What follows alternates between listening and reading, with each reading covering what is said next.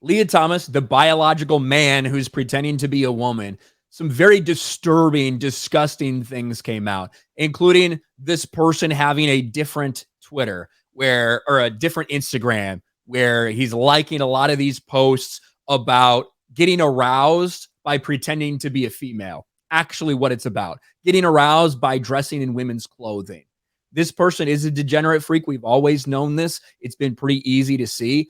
And now he's being completely and totally exposed. And I want to go just to a little bit of these to show what I'm talking about. We identified multiple IG posts about autogynephilia that Leah Thomas allegedly engaged with. Autogynephilia is a male's propensity to be sexually aroused by the thought of himself as a female. And there's like some satanic stuff in here. There's disgusting role play stuff between him and another one of his transgender freak buddies. It's disgusting. It's gross. But Riley Gaines continues to be the person that is speaking out about this. Riley Gaines, the person pictured right here, who was forced to compete against a biological male. She has had no problem speaking out. And this is what we need. More women in sports actually speaking out about these freaks. And so she went to Virginia yesterday when Virginia's talking about instituting these trans laws. She went there to try to speak up for female athletes everywhere. And I want to listen to at least some of what she said. I'm a recent graduate from the University of Kentucky, where I was on the women's swim team. I proudly finished my career as a 12-time NCAA All-American, a 5-time SEC champion. I am one of the fastest 200 butterflyers of all time. But on March 17th of last year, my teammates and and other female swimmers from universities around the country were forced to compete against a biological male named Leah Thomas. Thomas was allowed to compete in the women's division after competing as a member of the University of Pennsylvania's men's swim team for 3 years. We watched on the side of the pool as Thomas won a national title in the 500-yard freestyle, beating out the most impressive and accomplished female athletes in the country, including Olympians and American record holders. Whereas just the year before, Thomas at best was ranking in the 400s in the men's category. The next day, Thomas and I raced. Like, just think about that. Not remarkable at all. Doing nothing of note as a man. Mediocre. Yeah, mediocre. World ranking in the 400s, and all of a sudden, you're the best woman in the pool as soon as you pretend to be a woman. Race in the 200 freestyle, which ended up in a tie. We went the exact same time down to the 100th of a second. Having only one trophy, the NCAA. This is the real fucked up part. I don't know if you heard this part yet, John. Yeah, I heard about this before.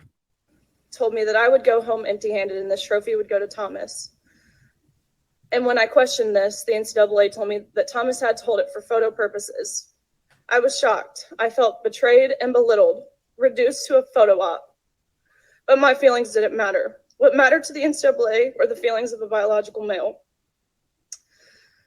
In 1972, Congress enacted Title IX to end unjust sex discrimination in all aspects of education, including college athletics. But by allowing Thomas to displace female athletes in the pool and on the podium, the NCAA intentionally and explicitly discriminated on the basis of sex. Although the NCAA claimed it acted in the name of inclusion, its policies in fact excluded female athletes. But that is not all. In addition to being forced... Because that's just what happened in the pool and the unfair shit that happened. That's not talking about what happened in the locker room. To give up our awards, our titles, not opportunities. The NCAA forced female swimmers to share a locker room with Thomas, a 6'4", 22-year-old male who was fully intact with male genitalia. Let me be clear. We were not forewarned. We were not asked for our consent, and we did not give our consent. If nothing else, I hope you can truly see how this is a violation of our privacy and how some of us have felt uncomfortable, awkward, embarrassed, and even traumatized by this experience. I know I don't speak for everyone. It's impossible to speak for everyone, but I can attest to the tears that were shed on that pool deck by these poor 9th and 17th place finishers who missed out on being named an All-American by one place.